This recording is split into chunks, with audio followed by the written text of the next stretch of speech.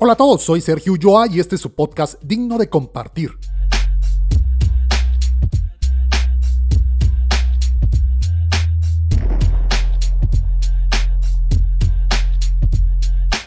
Este episodio 34 lo titulé El ser humano no es un participio, sino un gerundio.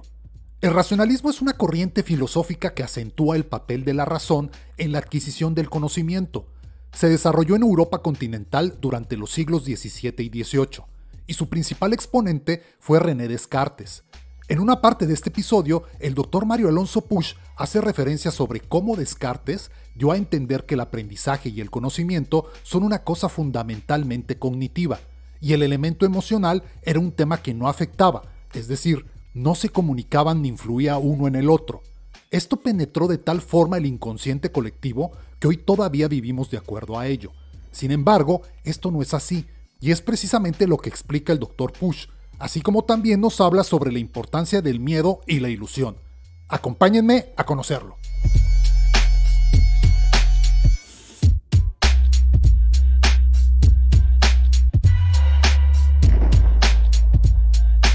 En la plática, uno de los asistentes le pregunta al Dr. Puig: ¿cómo podemos hacer como padres para ayudarles a nuestros hijos a enfrentar sus miedos?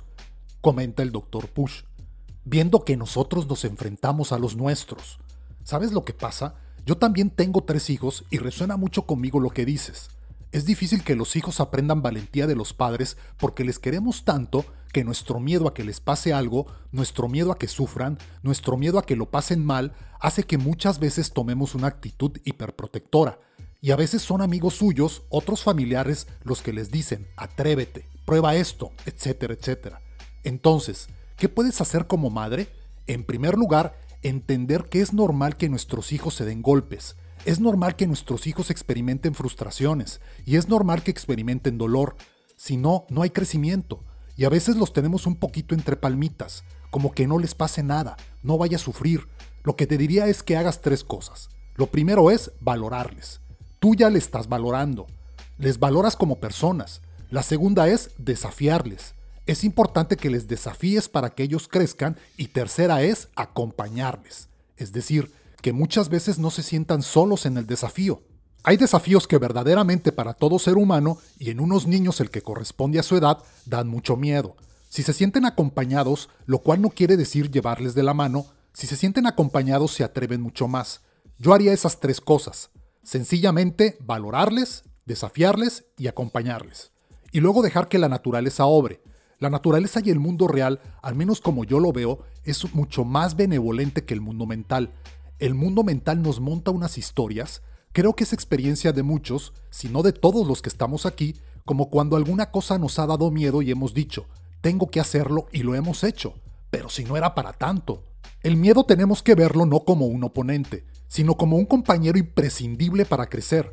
Cuando una persona siente miedo, estamos hablando de los miedos habituales. No estoy hablando delante del depredador. Cuando una persona siente miedo es porque está tocando las barreras, los límites de su zona de confort. Y esa es la llamada para estirarse. Esa es la llamada para crecer. Toda la magia está fuera de la zona de confort. Todos tenemos miedo.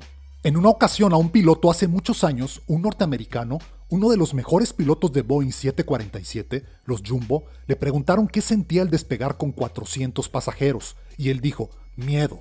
Y el que entrevistó dijo: Dios mío, ¿cómo puede tener usted miedo? Dijo: no, yo tengo miedo, que no es lo mismo que el miedo me tenga a mí. Cuando yo tengo miedo tengo un nivel de atención, un nivel de alerta, un nivel de eficiencia que no tendría si para mí fuera algo banal. Estaría mucho más despistado. Ahí estoy atento, pero el miedo no me tiene a mí. Es decir, yo no estoy en pánico. Es completamente diferente. Entonces ese puntito tenemos que verlo. Luego que vean en ti, también, como yo procuro con mis errores, por supuesto, que vean en mí que hay una coherencia entre lo que decimos y lo que hacemos, porque al final nuestros hijos no van a hacer lo que les digamos, van a hacer lo que vean. Preguntan al Dr. Puig: ¿por qué es importante el estado de ánimo en el sistema educativo? Comenta: un sistema educativo que no valora el estado de ánimo del profesor creo que se equivoca profundamente. El profesor es el elemento más importante del sistema educativo. No es la tecnología, no es el aspecto de las aulas ni el tamaño de los campos deportivos. Es el profesor. Y si un profesor ha perdido el ánimo, ánimo es alma, se ha desanimado, es importante ayudar a esa persona a que recupere el ánimo, porque primero, es una profesión importantísima. Segundo, porque lo necesita para estar bien y lo necesita para enseñar bien. Igual pasa con el alumno. Si un alumno ha perdido el ánimo, es muy difícil que pueda captar nada. ¿Por qué es tan importante? Nosotros somos hijos de Descartes, y Descartes, filósofo del siglo XVII, padre de la filosofía racionalista, obviamente fue un hombre muy brillante. Sin embargo, dijo algo que penetró mucho en el inconsciente colectivo, y vivimos de acuerdo a aquello. Él hablaba de que habían procesos mentales, res cogitans, y elementos físicos corporales, res extensa, y que no se comunicaban prácticamente. Esto nos ha llevado a pensar que el aprendizaje, el conocimiento, son una cosa fundamentalmente intelectual, cognitiva, y el elemento emocional era un tema de pasada. Si estabas a gusto bien, pero tampoco afectaba. Uno de mis maestros, Antonio Damasio, escribió un libro precioso, con un gran componente científico que se llama El error de Descartes, donde claramente muestra que si tú aboles, dañas la parte emocional, inevitablemente estás perturbando y dañando seriamente la parte cognitiva. Cuando se estudia la neurociencia afectiva, se ve que una persona, por ejemplo, que haya perdido el ánimo, que esté desilusionada, que esté desesperanzada, que se sienta impotente, no tiene el mismo riego cerebral que una persona que se sienta con ilusión, con ánimo y con ganas. Las zonas más anteriores del cerebro, lo que se llaman áreas prefrontales, que son esenciales en el mantenimiento de la atención, en la memoria, en el aprendizaje y en la creatividad, son muy dependientes del estado emocional. Por eso una persona entusiasmada con un proyecto, ilusionada, que se siente a gusto, acompañada de gente que cree en ella, etcétera, etcétera, es una persona mucho más inteligente, mucho más creativa y mucho más emprendedora. La misma persona, si le cae el ánimo, si se siente incapaz, etcétera, etcétera, no importa si es capaz o no ejercitará esas capacidades porque las tiene abolidas. Entonces, el cuidado del ánimo, del estado del ánimo, en alumnos y profesores es clave. A veces nos embeleza la tecnología, y está muy bien la tecnología, pero el elemento esencial siempre será el profesor y su relación con el alumno. Siempre, afortunadamente, será un elemento humano. Esto será insustituible. Entonces, por eso me parece clave, cuando uno sabe que esto es importante, lo puede cuidar. Entonces, ¿qué se puede hacer? Lo que se puede hacer es sencillamente crear un espacio de verdadera escucha, donde las personas sin ningún tipo de miedo puedan transmitir lo que sienten y lo que necesitan, y no tener que ocultárselo. Y si un profesor dice he perdido el ánimo, es importante creer en esa persona, valorarla, desafiarla y acompañarla a que lo recupere. Si ni siquiera esa persona transmite que ha perdido el ánimo, porque no siente que hay un espacio dispuesto a escuchar eso, ¿cómo lo vamos a ayudar? Si un alumno en un momento determinado se siente desanimado, qué importante es que pueda transmitírselo a un profesor para que lo ayude.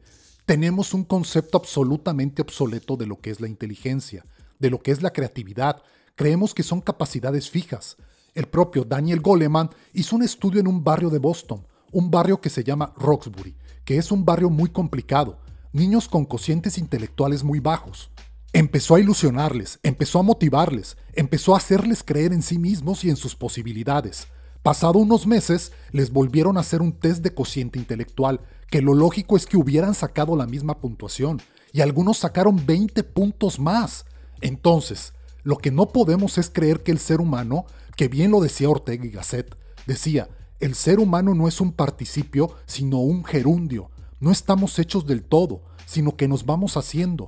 La inteligencia se va haciendo, la creatividad se va haciendo, todo se va haciendo, y la conexión es el ánimo que tienes, la ilusión.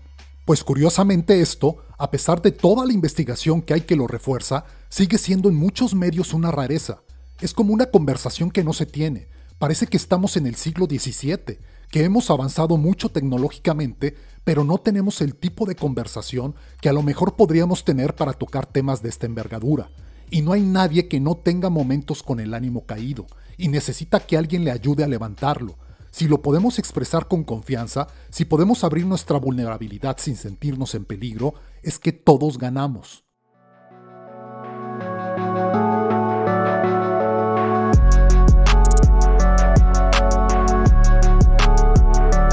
La mayor parte de mi vida he pensado que el miedo habitual es un enemigo ante el cual siempre llevo las de perder. Toma el control y me puede llegar a inmovilizar. Sin embargo, Como resultado de cuando se presenta, nuestros sentidos están más despiertos de lo normal, estamos alertas y eso hace que podamos pasar a la acción de una manera más efectiva. Entonces, ¿por qué pensar que es un enemigo? ¿Por qué dejarnos dominar por la emoción? Comenta el Dr. Push que lo tenemos que ver como un compañero imprescindible para crecer, para salir del área de confort. Siempre estará presente en algunas circunstancias de nuestra vida, pero si lo vemos de esta manera, creo que realmente tendremos las de ganar.